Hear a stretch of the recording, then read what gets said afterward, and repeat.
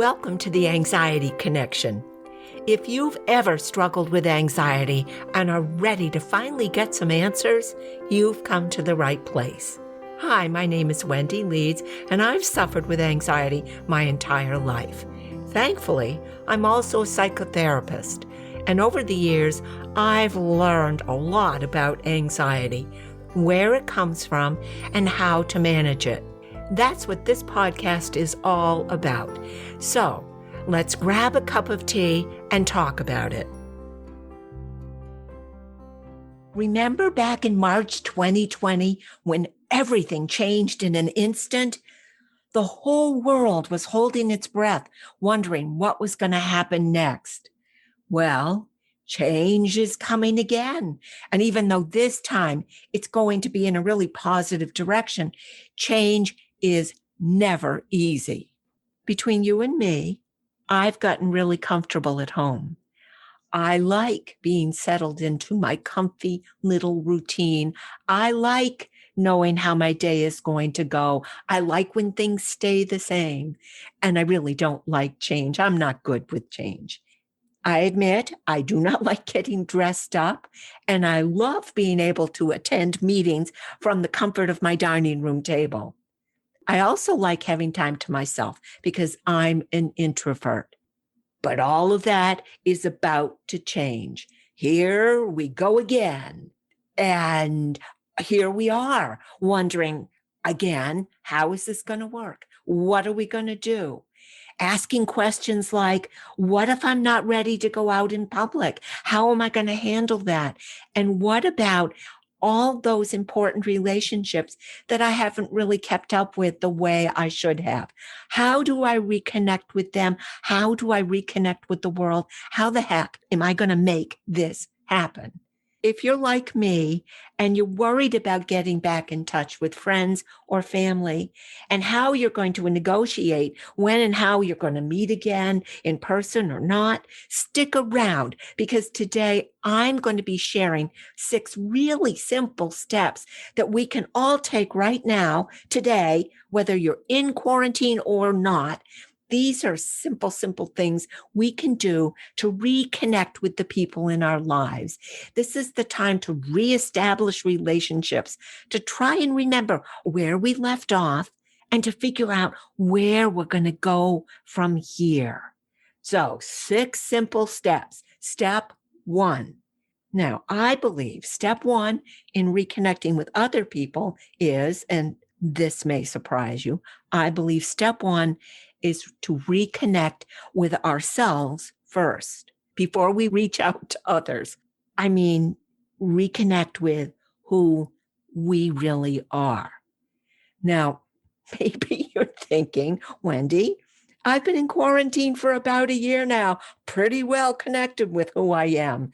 I've spent quite a bit of quality and not so quality time with either myself or my family. And I have spent quite a bit of time with me. And I hear you. We have all spent time with ourselves, but that's not what I'm talking about.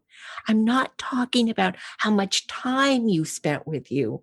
I'm talking about finding and connecting with who you really are. And I mean the real you, that amazing human being we know you really are on the inside and the outside. Now, I just imagine you yelling at me or arguing that I have no idea who you are and that you would like to tell me that I have no idea about what you showed up with and who you are. But here's how I see this, and here's what I know. Here's what I know about you, and here's what I think you know about you. We both know you showed up in this world with a good heart, a beautiful soul, and a can-do attitude. How do I know that? Absolutely and completely. I know because we all showed up like that. We all showed up loving and accepting ourselves completely inside and out. And now I can hear you arguing again. How do I know that? Well, I have proof. And my proof is, and I hope you'll go along with me, have you ever watched a baby eat or play or scream at the top of their lungs when they were hungry and wanted to be fed. Let me ask you, do they seem worried about how they'll look if they get strained carrots in their hair? Or do you think they're lying there thinking, wow, I wonder if this outfit makes my thighs look big? And have you ever seen a baby hesitate to scream when they are hungry, ordering the people around them to feed them? Do you think the baby thinks, well, this yelling might annoy the people around me. Maybe I should hold off, and maybe my needs really don't deserve to be met? Of course not. If you've ever been around a baby, you know it is exactly the opposite. Babies love themselves. They love their bodies. They love who they are. They come into the world absolutely believing that their needs are the most important thing on the planet and always deserve to be met.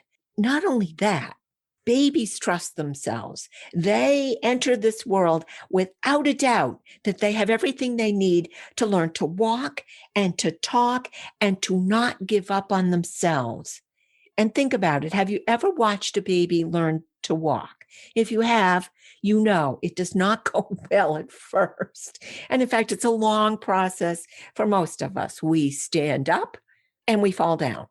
And then we get up and we fall down, and over and over and over. And so think about this. Imagine the baby standing up and falling down. And when do you think the baby thinks to him or herself, gee, I don't think this walking thing is going to work for me. I just don't have the walking gene, I guess. They keep saying I'm not good enough. Maybe I'm not. I think I'll stop trying. And the answer is, of course, the babies never give up. They stand up one more time than they fall down. Why? Because they believe they can. They're not judging themselves. They're not yelling at themselves. They're not worried about how they look. They're not berating themselves. They trust who they are. They know they showed up with what it takes. And guess what? You did too. You came into this world trusting that you were going to be able to learn to walk and talk. Even if you had to babble for months and months and fall down 1,000 times, you believed in you. You knew you were a great human being.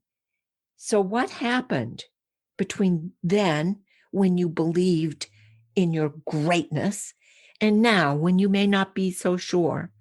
Well, the world happened. Life happened. Your needs weren't always met. Nobody's needs are always met. It's just life. Things don't go the way we plan. We try, we fail.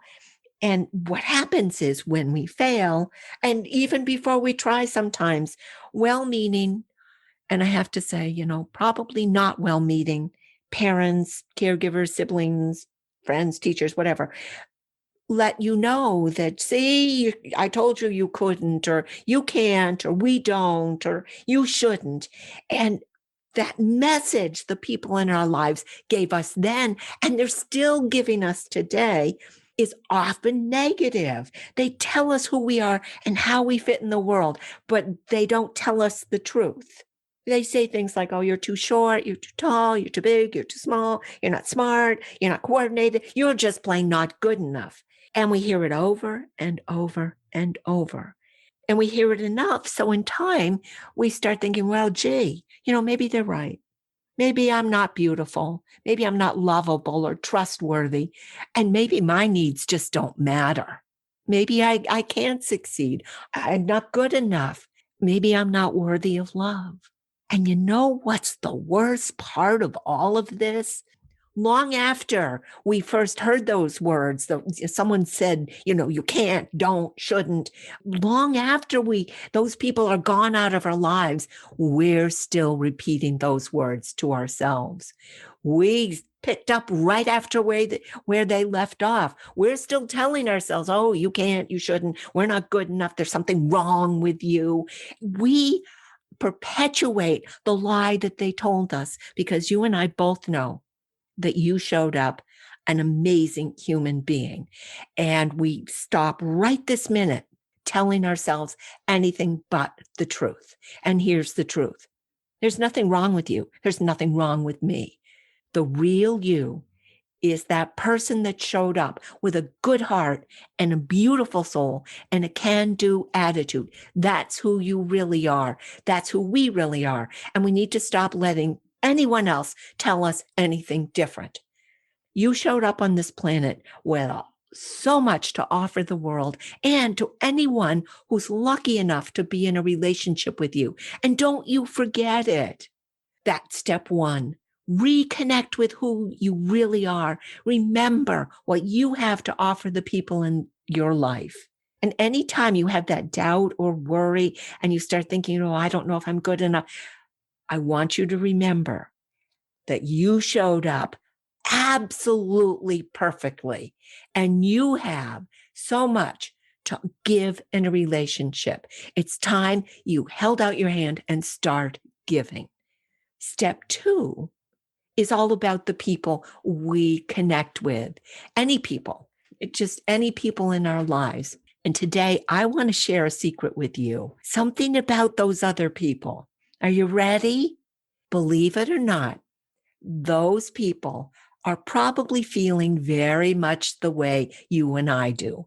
This may surprise you, but every single person on this planet has self-doubts from time to time. We are all of us, afraid of something. Really. We all feel less than sometimes. We all doubt ourselves from time to time. And I know you're probably thinking, oh, that fabulous singer, she's fine. And that confident politician, you can't tell me he worries about anything. Or that brilliant CEO of a major corporation, she doesn't have anything to worry about. You can't tell me she's anxious about anything. But I assure you, they are. I assure you, they failed. They've done stupid, stupid things. We have all done stupid, stupid things we all hope nobody else finds out about. And you know what? They're worried people might not like them. We all are. It's the human condition. That goes for you and for the people in your life. So if you're worrying about not measuring up, feeling good enough, and aren't we all? Remember, that other person is probably worrying about exactly the same thing. So if I can at least remember that, it helps me to be able to open up to that other person and connect with them with understanding and compassion. We are all very much alike, and we are all in this together.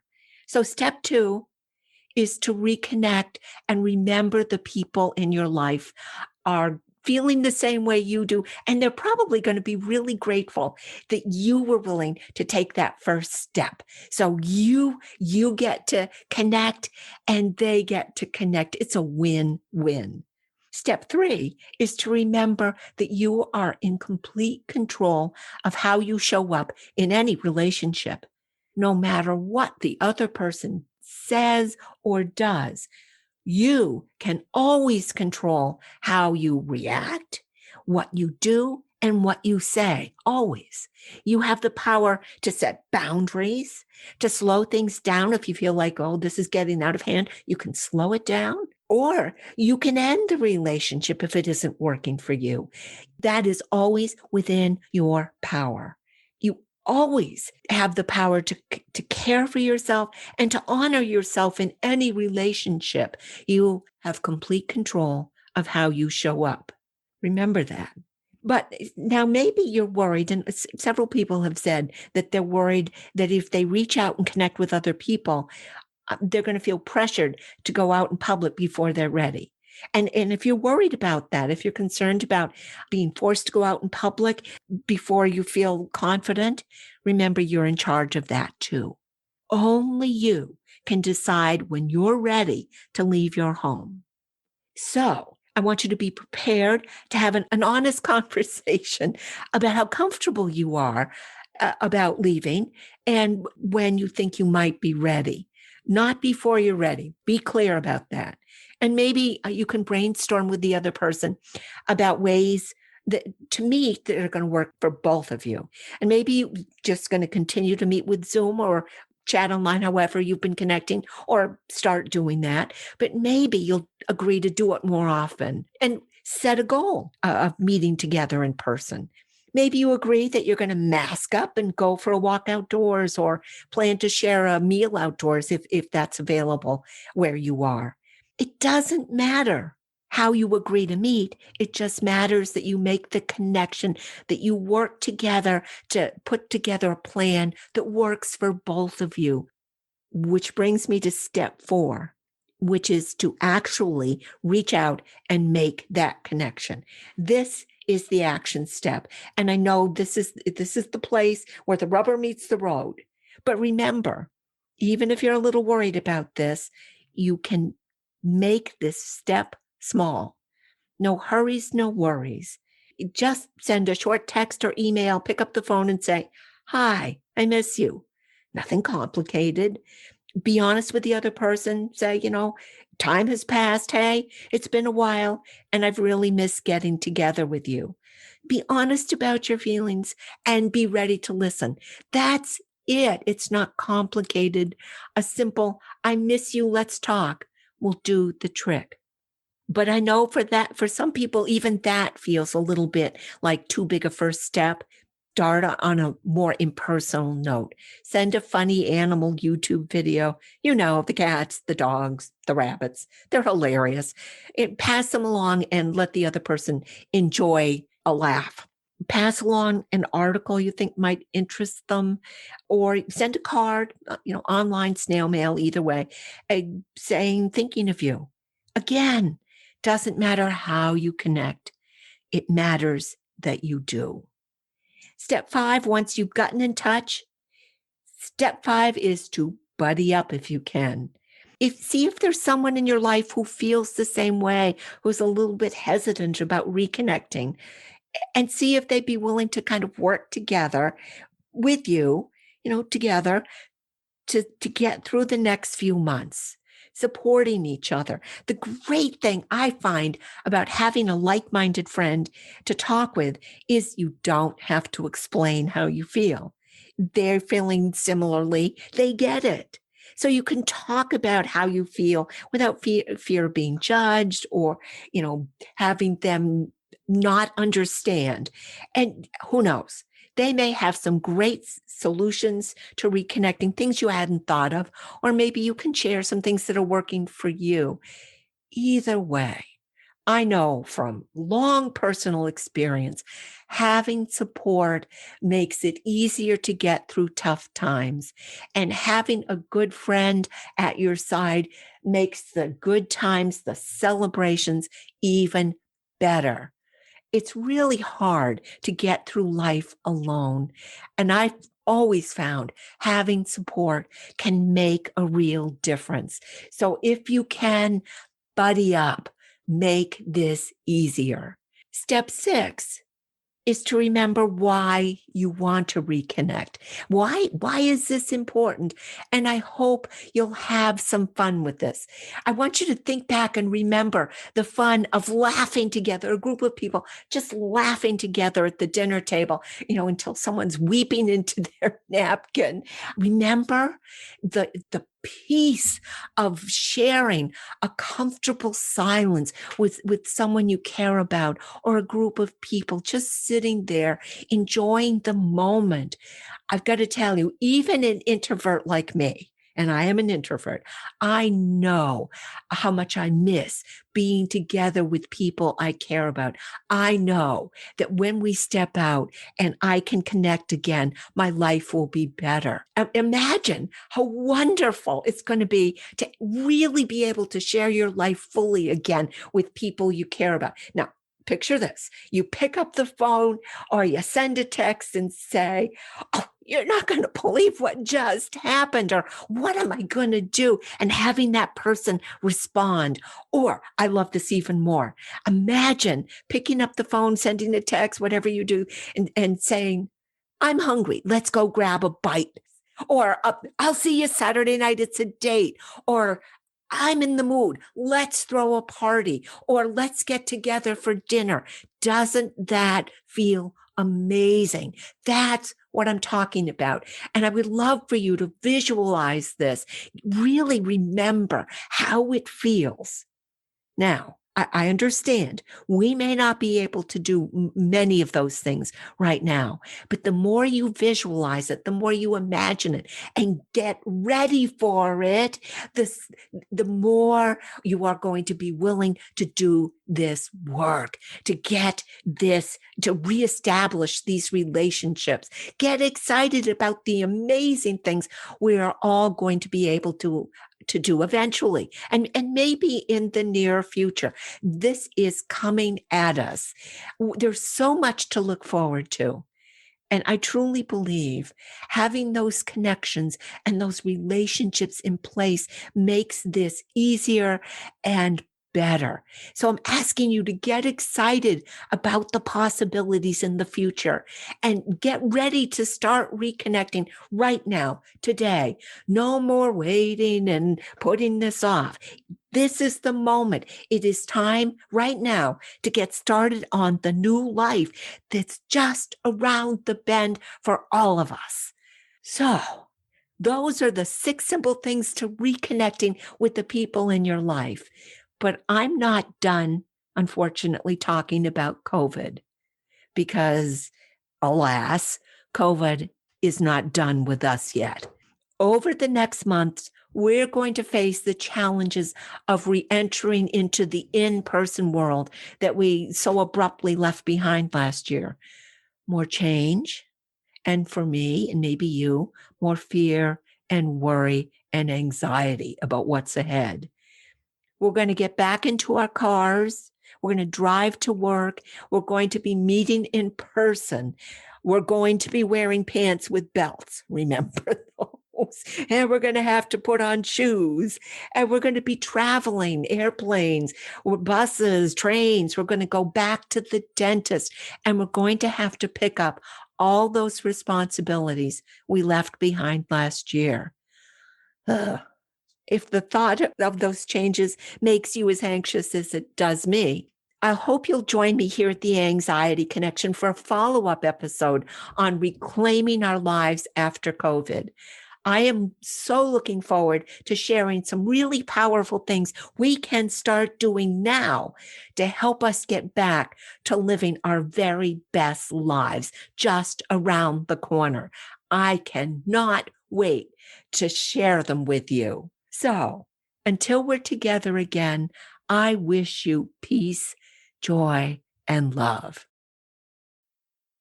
Thanks so much for being here with us today at the Anxiety Connection. If you'd like to be a part of the Anxiety Connection, we would so love to have you join us. Just subscribe and you're in. It's that easy. Now, if you found today's message helpful in any way, I would be so honored if you'd leave us a review.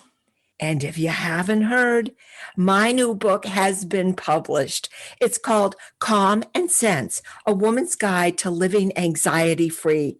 And it's full of tools and techniques you can use to help ease your anxiety, soothe your panic, and create a calm, centered peace in your heart and in your life. If you'd like to learn more about how this book can help you, or grab a copy for yourself, you'll find a link to the book in the show notes or on my website, wendyleeds.com. And if you know someone in your life who's struggling with anxiety, why not pick up a copy for them too? What a thoughtful gift for someone who might be going through a tough time.